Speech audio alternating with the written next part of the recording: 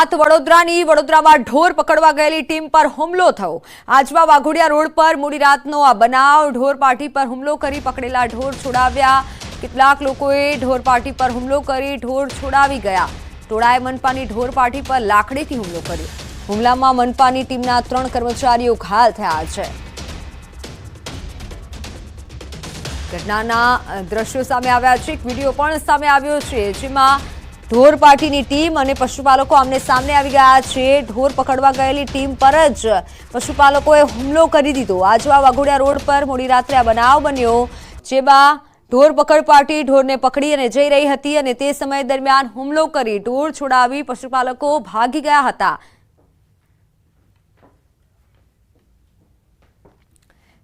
વાત સુરતના ઉમરા ગામના ગ્રામજનોએ કર્યું હલ્લાબોલ। ગ્રામ પંચાયતે ફાળવેલી જમીન પર કર્મચારીઓએ ફૂડ કોર્ટ બનાવી દેતા વિરોધ થયો। 300 થી 400 જેટલા લોકોએ ટ્રસ્ટીઓ વિરુદ્ધ સૂત્રોચ્ચાર કર્યા। વર્ષ 1976માં ગ્રામજનોએ જમીન ફાળવી હતી। ગ્રામજનોએ અંધારામાં રાખી જમીન પર ટ્રસ્ટીઓ દ્વારા ફૂડ કોર્ટ બનાવી કમાણી કરતા હોવાનો આરોપ છે। ટ્રસ્ટીઓ ફૂડ કોર્ટ શરૂ કરી ભાડા પેટે વર્ષે લાખો રૂપિયાની કમાણી કરતા હોવાનો ગ્રામજનોએ આક્ષેપ કર્યો છે। ગ્રામજનોની જાણ બહાર દુકાનદારોને 10 વર્ષના કરાર પર જગ્યા ભાડે આપી દેવાઈ હતી।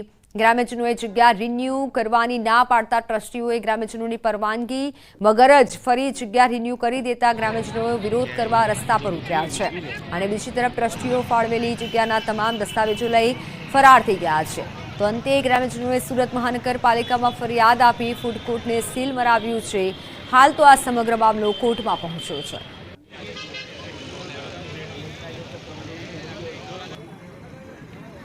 ગેરબંધારણીય વહીવટનો આદર્શ નમૂનો ટ્રસ્ટીશ્રીએ પેશ કરેલો છે। એના એક વિરોધ રૂપે આજે અમે સમસ્ત ગામ સમાજ અહીંયા ઉપસ્થિત થયેલ છે અને જે ગેરકાયદેસર રીતે ભાડાની પ્રક્રિયા હાથ ધરવામાં આવેલી હતી એની સામે જે કોર્ટ કમિશનની પ્રક્રિયા થઈ એનો આજે અમે શાંતપૂર્ણ રીતે સમસ્ત ગામ સમાજ ઉમરા ગામના સભ્યો વિરોધ નોંધાવ્યો છે। વાત અમદાવાદથી મહત્વના સમાચાર। થલતેજ અકસ્માતમાં ઘાયલ કિશોરીનું મોત નીપજ્યું છે। ઘાયલ 16 વર્ષીય સગીરાનું સારવારમાં મોત નીપજ્યું છે।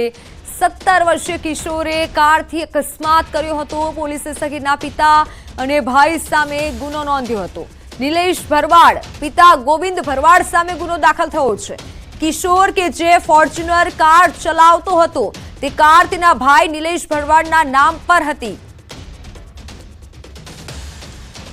ઓનલાઈન પર સંવાદદાતા ઋત્વિજ જોડાઈ ચૂક્યા છે। ઋત્વિજ, આરોપી પર કયો ગુનો દાખલ થયો છે? જે રીતે સમગ્ર ઘટના સામે આવી હતી અને જે કિશોરી છે તે ગંભીર રીતે ઇજાગ્રસ્ત થઈ હતી ત્યારે તાત્કાલિક સારવાર માટે સિવિલ હોસ્પિટલમાં ખસેડવામાં આવી હતી અને સારવાર દરમિયાન તેનું મૃત્યુ નીપજ્યું છે। ત્યારે પોલીસ દ્વારા આ જે સમગ્ર મામલે કાર્યવાહી કરવામાં આવી છે અને જે સગીર વયનો જે કાર ચાલક હતો તેની વિરુદ્ધમાં 304 કલમ હેઠળ ગુનો રજીસ્ટર કરવામાં આવ્યો હતો। ખાસ કરીને મહત્વની બાબત એ છે કે પોતે સગીર હોવા છતાં પણ તેને જે કાર ચલાવવામાં આપી હતી અને જે કારનો માલિક છે તે તેનો ભાઈ હોવાનું જાણવા મળ્યું હતું। એટલે પોલીસ દ્વારા તેના વાલી એટલે કે તેના પિતા અને તેના ભાઈ બંને વિરુદ્ધની અંદર એક અલગથી ગુનો દાખલ કરવામાં આવ્યો છે કારણ કે તેને પોતે સગીર હોવાનું જાણવા છતાં તેને કાર ચલાવવા માટે આપી હતી। એટલે હાલમાં આ સમગ્ર મામલે પોલીસ દ્વારા પણ કાર્યવાહી કરવામાં આવી રહી છે। બિલકુલ ઋત્વિજ, આભાર સમગ્ર માહિતી બદલ। તો હાલ તો થલતેજ અકસ્માતમાં ઘાયલ કિશોરીનું મોત નીપજ્યું છે। વાત રાજકોટની। રાજકોટ આગકાંડ કેસમાં મોટા ખુલાસા થયા છે। મહાનગરપાલિકાના વિવાદિત ટાઉન પ્લાનરના ભાઈના નામે વધુ એક સંપત્તિ સામે આવી છે। શહેરના ટ્વિન સ્ટારમાં 9મા માળે આવેલી છે ઓફિસ। ટાઉન પ્લાનર એમડી સાગઠિયાના ભાઈના નામે ઓફિસ છે। ઓફિસનું સરમુખતાર નામું એમડી સાગઠિયાના નામે હોવાનું સામે આવ્યું છે। ઓફિસને લગતા દસ્તાવેજો પણ મળી આવ્યા છે। એમડી સાગઠિયા સામે એસીબીની તપાસ તેજ કરાઈ છે। એક બાદ એક અનેક પ્રોપર્ટીઓ સામે આવી રહી છે। દરેક પ્રોપર્ટીમાં માલિક નહીં પરંતુ તેમની પાસે પાવરનામું હોવાની વિગતો મળી છે।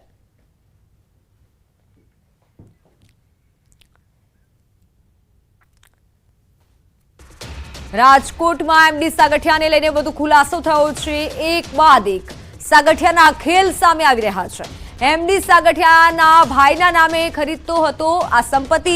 એમડી સાગઠિયા પોતાના ભાઈને નામે સંપત્તિ ખરીદતો હતો અને બાદમાં પોતાના નામે પાવર કરી દેતો હતો, એટલે કે પાવર ઓફ એટર્ની કરી દેતો હતો। 2020માં દિલીપ સાગઠિયાના નામે મિલકત ખરીદી હતી। 2021માં એમડી સાગઠિયાએ પાવર ઓફ એટર્ની કરી ચોપડે ખરીદેલી મિલકતની કિંમત 51,47,500 હતી।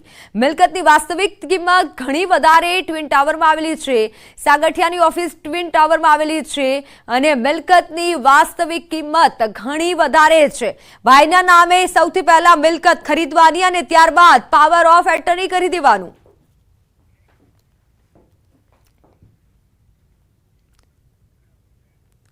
રાજકોટ આ કાંડ પહેલાનો વધુ એક વિડીયો સામે આવ્યો છે।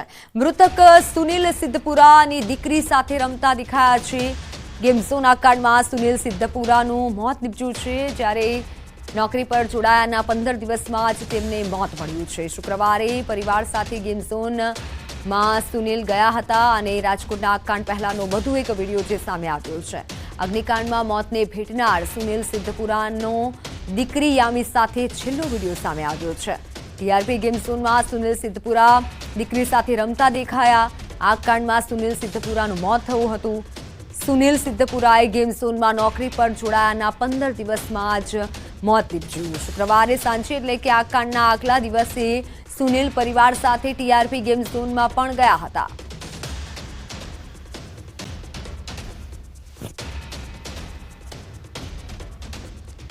તો રાજકોટ આ કાંડમાં મોટા ખુલાસા થયા છે। ટીઆરપી ગેમ ઝોનનું સ્ટ્રક્ચર બનાવવા મામલે ખુલાસો થયો છે। મુખ્ય આરોપી રાહુલ રાઠોડનું મુખ્ય રોલ હોવાનું સામે આવ્યું છે। રાહુલ રાઠોડ અને તેનો પરિવાર ફેબ્રિકેશનના વ્યવસાય સાથે સંકળાયેલો છે। રાહુલ રાઠોડ અને અન્ય માણસોએ સાથે મળી ગેમ ઝોનનું સ્ટ્રક્ચર ઊભું કર્યું હતું। રાહુલ રાઠોડ હાલ પોલીસ કસ્ટડીમાં છે। ગેમ ઝોનના સ્ટ્રક્ચરમાં મોટા પ્રમાણમાં એલ્યુમિનિયમ ધાતુનો ઉપયોગ થયાની શક્યતા છે। પોલીસ હાલ તો એફએસએલ રિપોર્ટની રાહ જોઈ રહી છે। લોખંડ કરતા એલ્યુમિનિયમ સહેલાઈથી પીગળી જાય છે અને આ સ્ટ્રક્ચર બનાવવામાં વધુ પડતો એલ્યુમિનિયમનો ઉપયોગ થયો હતો।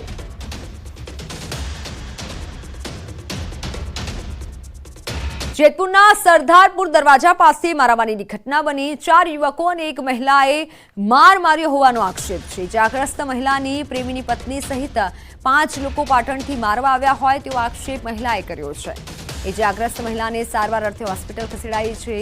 મહિલાને માર મારવાની ઘટના ઉદ્યોગનગર પોલીસે તપાસ હાથ ધરી છે।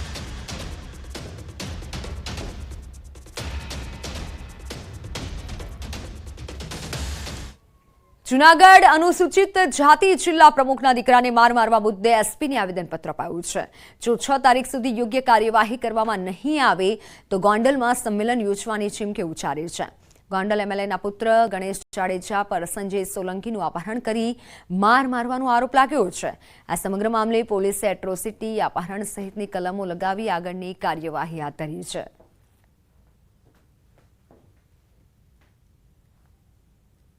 પોતે કાયદાને તોડી અને અમારા દીકરાને રાતે અપહરણ કરી લઈ અને એમને નિર્વસ્ત્ર કરી એમને માર મારેલો અને એવું કીધું કે તું જે કઈ તારા જે પદો છે પદો ઉપરથી રાજીનામું મૂકી દે, તમારા જેવા વ્યક્તિઓને જીવવાનો હક અધિકાર નથી, આમને વાડીમાં નાખી દેવી જોઈએ। આવી જે ઘટનાઓ જે ઘટી છે એટલા માટે આજે અનુસૂચિત જાતિ સમાજ હજી તો જૂનાગઢની અંદરથી આ અમારી એન્ટ્રી ચાલુ થઈ છે। હવે આ આંદોલન પૂરા ગુજરાતની અંદર ચાલુ થશે ને ટૂંક સમયની અંદરથી અમે હવે અહીંયાથી આ સંમેલન છે અહીંયાને હવે ગોંડલની અંદર બોલાવવા જોઈએ છીએ।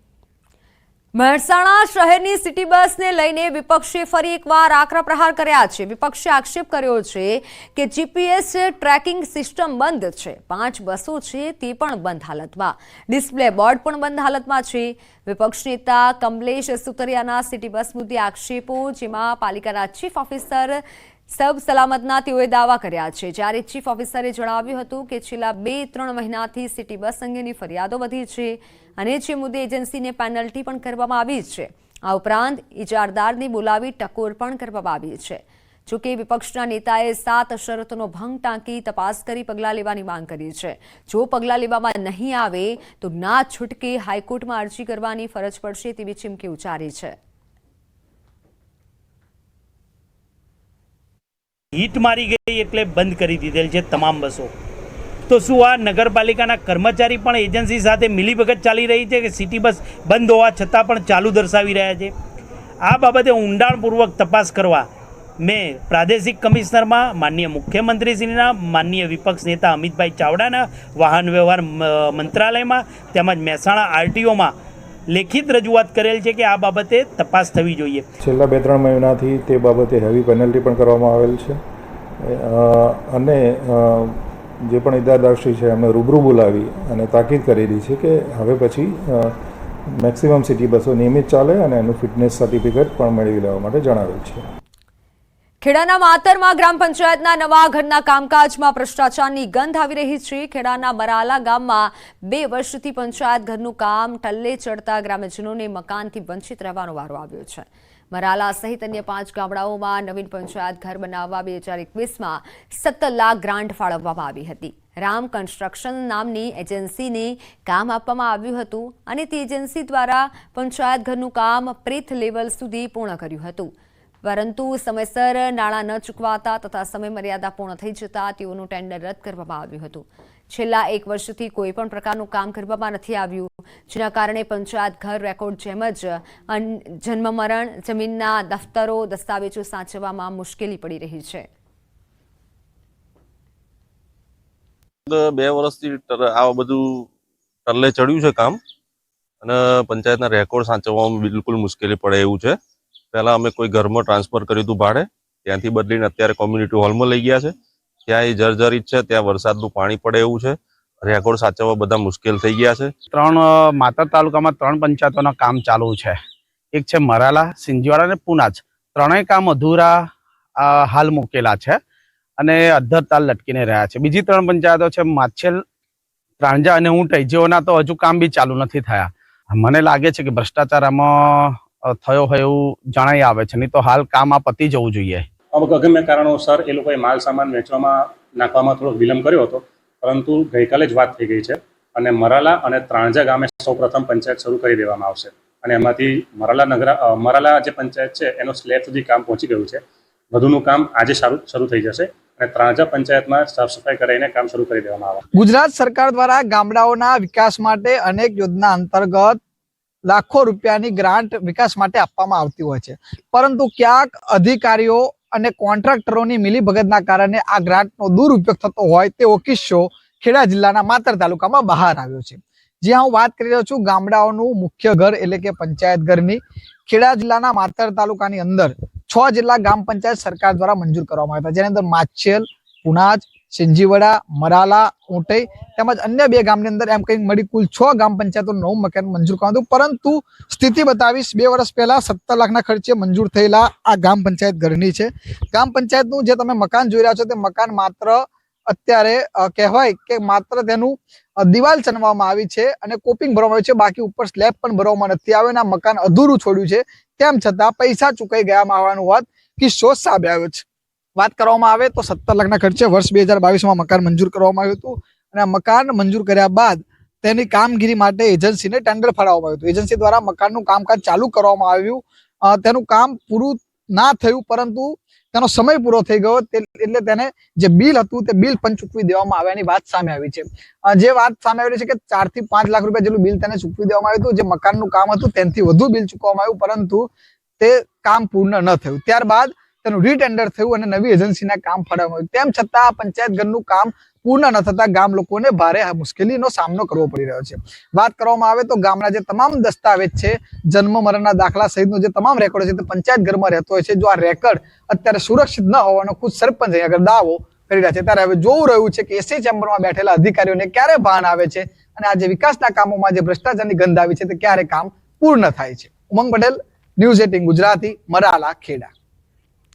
તો હાલ સમાચારોમાં સમય થયો છે વિરામનો.